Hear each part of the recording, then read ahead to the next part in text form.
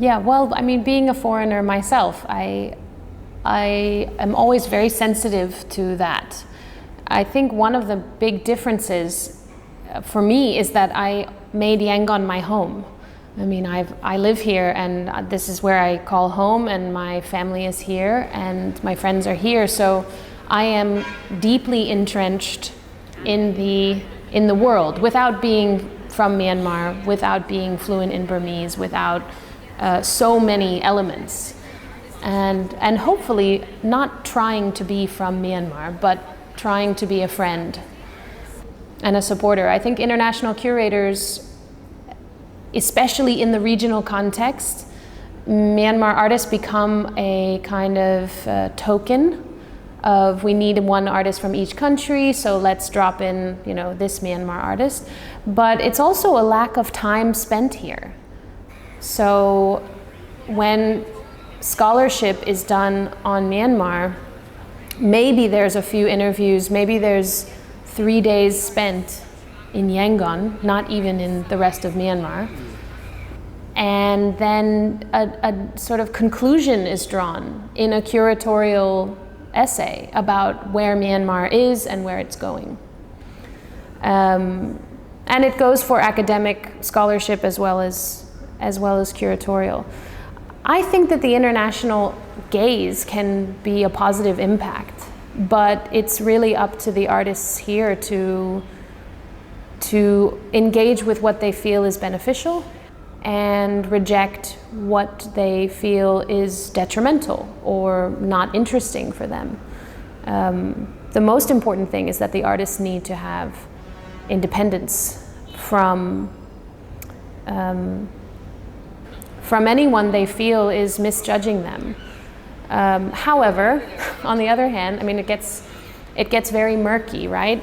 On the other hand, what a good opportunity to exhibit abroad. There's far more money for artists if you leave Myanmar, more support, and better training. So it really is up to the artist to see how they want to engage. And I think foreign curators must be very sensitive in a situation where, you know, that you need to go into admitting that you know nothing, that you're here to learn, and that is all. It's changed a lot in the last 5 years, and part of that has been the way that artists communicate with the audience. So being able to share your exhibitions, your artwork, your ideas, your thoughts online is an incredible, powerful tool. And I think that's already changing the art scene. Where I predict it's going, if I may be so bold to make a prediction, I think there's a lot more attention paid to Myanmar artists and giving them autonomy in their creative work. For so long, the international scene pigeonholed Myanmar as a kind of inherently political place, but expected certain things from artists from Myanmar. And I think that's finally changing. So I'm sure that in the future, the artists will be able to express themselves more as individuals and less as Myanmar nationals, for example.